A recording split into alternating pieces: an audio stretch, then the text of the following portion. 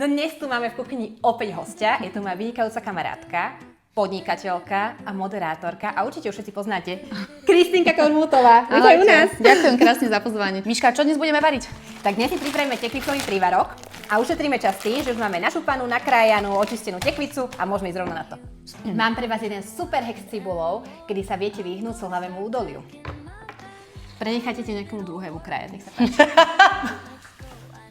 Ale ja mám ešte jeden lepší lifehack. Poď do toho. No, pozrite sa, čo som si ja na teba pripravila. Toto, priatelia, toto vám zmení život a ušetrí kopec času, aj nechtov, aj krvavých prstov. Kika, teraz sa čomu tak najviac pracovne venuješ? Neviem, či si zaregistrovala, ale som sa vrátila po 12 rokoch do televízie.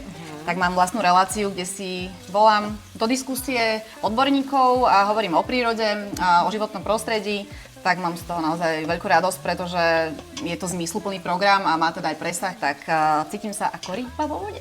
A kde si to viem pozrieť? Na STVčke pomôžem, prosím ťa. Pomôžem ti. Dobre, drž. Miška, čo to mrazané, je to OK podľa teba?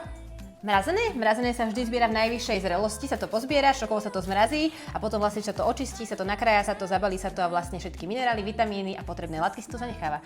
OK. Takže 1, 2, 3, 4. ja dám sol korenie. Čo ja kôpor, ja milujem tú jeho výraznú vôňu, aby som mohla všetko jesť kôprom. Kika, aké je tvoje najobľúbenejšie jedlo? Ja som úplná klasička, ja milujem, že stejky, alebo granadír, alebo francúzske zemiaky. Toto sú moje, že úplné topky. Ja som v živote nejedla tekvicový prívarok. To nemyslíš vážne?